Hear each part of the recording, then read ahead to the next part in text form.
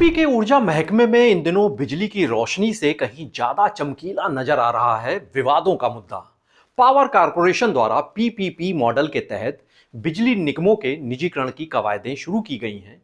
इसके विरोध में इंजीनियर और कर्मचारी संगठन लामबंद होने लगे हैं। विरोध कर रहे पक्ष की दलील है कि पावर कारपोरेशन घाटे की आड़ में निजीकरण को हर हाल में अंजाम देना चाहता है, जबकि निजी हाथों में किसी के भी हित सुरक्षित नहीं है। दूसरे प्रदेशों का उदाहरण गिनाकर दलील दी जा रही है कि निजीकरण न सिर्फ कर्मचारियों बल्कि उपभोक्ताओं के लिए भी पूरी तरीके से अहितकर है, नुकसानदायक। नमस्कार, मैं हूं ज्ञानेंद्र शुक्ल। यूपी का ज्ञान में आज हम बात करेंगे उत्तर प्रदेश के ऊर्जा महकमे में निजीकरण के जो पहलू है, जो नजर आ रहा है, इसको लेकर और चर्चा करेंगे। कर्मचारी संगठन क्यों नई व्यवस्था को लेकर आशंकित हैं, आक्रोशित हैं? क्या वाकई में निजीकरण कर्मचारियों और उपभोक्ताओं के हितों पर कोई प्रतिकूल असर डालता है? इसको लेकर भी जिक्र करेंगे। पहले बात करते हैं यूपी राज्य विद्युत उपभोक्ता परिषद की।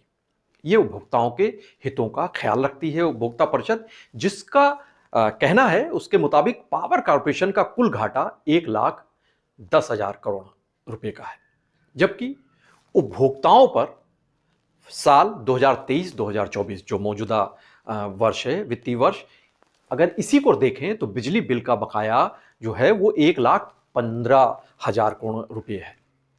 घाटे की राशि से भी ज्यादा है। इसमें दक्षिणांचल का 24,947 करोड़ और पूर्वांचल का 40,962 करोड़ रुपया भी शामिल है, ये जो बकाया है इसमें। ऐसे में कारपोरेशन अगर प्रभावी तरीके से यही जो बकाया बिल है इसे ही वसूल कर ले तो फिर 5,825 करोड़ रुपए के लाभ की, फायदे की स्थिति में वो आ जाएगा। और ऐसा हो सका तो फिर किसी भी तरीके के निजीकरण का कोई औचित्य ही नहीं रहेगा, कोई जरूरत ही नहीं रह जाएगी। उपभोक्ता परिषद ये भी सुझाव देती है कि अगर इंजीनियर और कर्मचारी ऐसी वसूली ना करवा पा रहे हों तो ये ठेका, ये काम कॉन्ट्रैक्ट पर किसी निजी फर्म को दे दिया जाए, तो उससे घाटा खत्म किया जा सकता है। बल्कि कंपनियां फायदे में भी आ जाएंगी, जो सरकारी कंपनियां हैं अभी मौजूदा दौर में दक्षिणांचल की और पूर्वांचल की, जिनके निजीकरण की बात हो रही है। कर्मचारी संगठन क्या कहते हैं इस मुद्दे को लेकर? दरअसल घाटे के बाबत जो सरकारी आंकड़ा है, कर्मचारी संगठन उससे पूरी तरीके से सहमत नहीं है। वो कह रहे हैं कि 1,10,000 करोड़ का जो घाटा एक गिनाया जाता है पावर कारपोरेशन की तरफ से, इसमें विद्युत कर्मचारी जो संयुक्त संघर्ष समिति है वो सहमत इस पर नहीं आती नजर आ रही है। वो कह रही है कि ये आंकड़े भ्रमित करने वाले हैं। इस संघर्ष समिति के संयोजक हैं शैलेंद्र दुबे।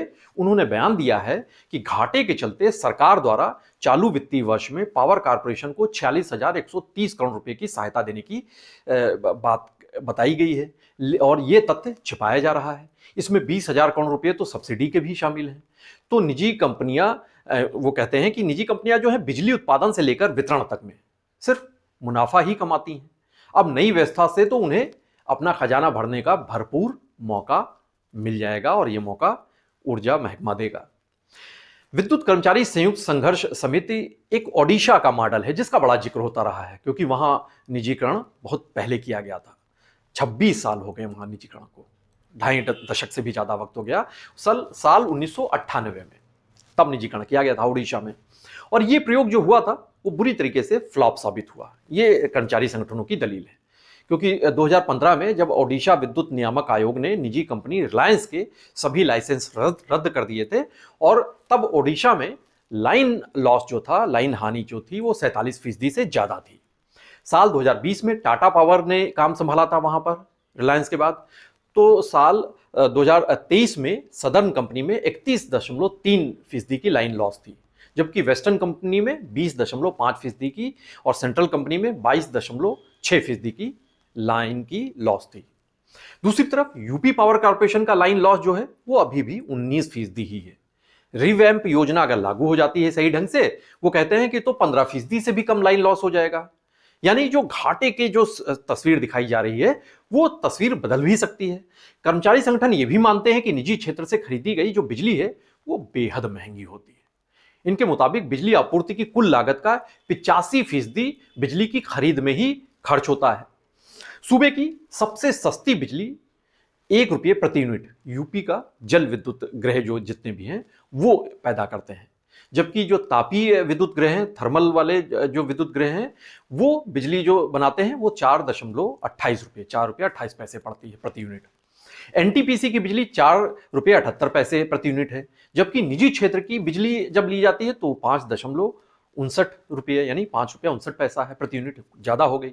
निजी क्षेत्र से शॉर्ट टर्म सोर्सेज के तहत जब बिजली ली जाती है तो वो 7 रुपये 53 पैसे और भी ज्यादा, कई गुना ज्यादा हो जाती है।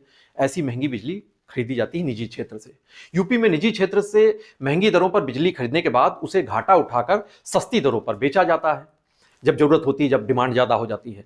और उत्तर प्रदेश में वो मानते हैं कि घाटे की बड़ी वजहों में एक वजह यह भी है, आप बकाया नहीं वसूल कर पा रहे हैं और महंगी बिजली निजी हाथों से खरीद रहे हैं, और ये निजी कंपनियां उपभोक्ताओं के हितों की भी अनदेखी करती हैं। इसके लिए कर्मचारी संगठन दूसरे प्रदेशों का उदाहरण भी गिनाते हैं। तो कहते हैं कि ओडिशा में बिजली खरीद की लागत 2.33 रुपये प्रति यूनिट है, जबकि मुंबई में निजी क्षेत्र की टाटा पावर कंपनी की बिजली दरें कहीं ज्यादा है, कई गुना ज्यादा है।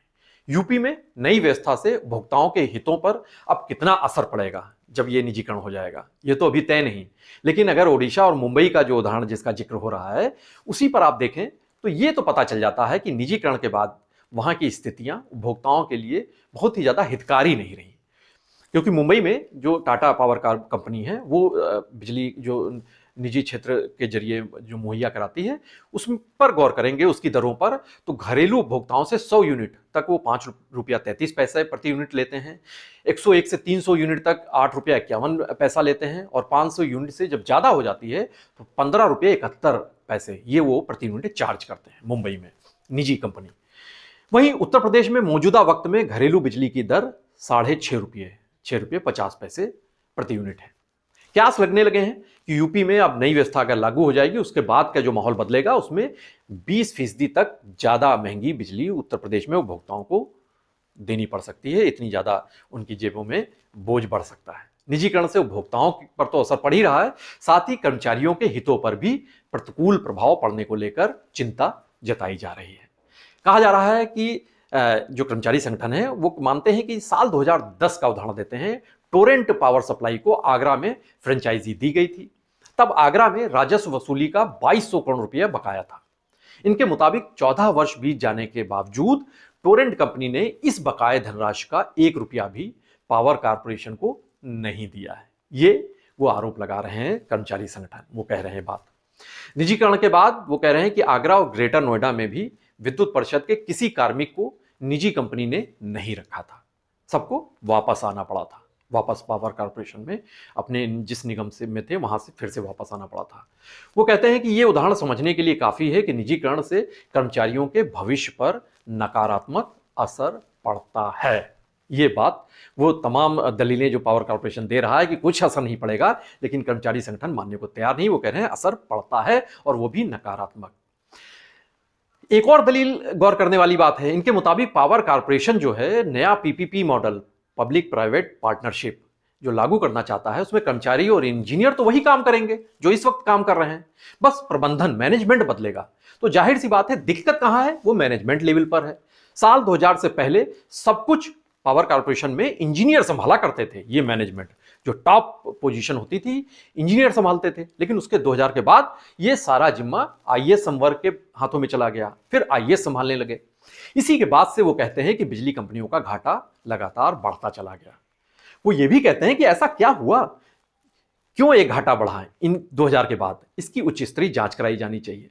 और इस मुद्दे को लेकर राज्य उपभोक्ता परिषद ने तो बाकायदा प्रधानमंत्री कार्यालय में एक पत्र भी भेजा है, जिसमें कहा गया है कि पावर कारपोरेशन प्रबंधन ने दोनों निगमों में केंद्र सरकार से रीवैम्प्ड डिस्ट्रीब्यूशन सेक्टर स्कीम यानी RDSS, इसके तहत 20,415 करोड़ रुपया खर्च कर दिया है। अब इन दोनों निगमों को निजी हाथों में देने की तैयारी भी कर रहे हैं, इतना भारी रकम खर्च करने के बाद रीवैम्प करने के लिए। ऐसे में इस पूरे मामले की वो मांग कर रहे हैं कि सीबीआई की जांच कराई जाए, जिससे किसने गलत नीतियां बनाई, ऐसी नीतियों की वजह से घाटा और पनपा, ऐसे अफसरों के खिलाफ कार्रवाई संभव हो सके, ये मांग की गई है उपभोक्ता परिषद की तरफ से। ऊर्जा क्षेत्र के विशेषज्ञों की माने तो निजी कंपनियां पावर सेक्टर में इसलिए पांव पसारना चाहती हैं क्योंकि यहां पहले से ही बिजली का तो उत्पादन हो ही रहा है, बिजली बन ही रही है, बिजली के तार भी हर कहीं बिछे हुए हैं, पूरा एक उनका सिस्टम बना हुआ है, बिजली वितरण भी हो ही रहा है, सब कुछ काम चल रहा है सुचारू तरीके से। ऐसे में निजी कंपनियों को कोई लागत तो लगानी नहीं है कि कोई नई फैक्ट्री लगानी है, नया कुछ उसमें सामान लगाया जाए, बस प्रबंधन की कमान संभालनी है उन्हें।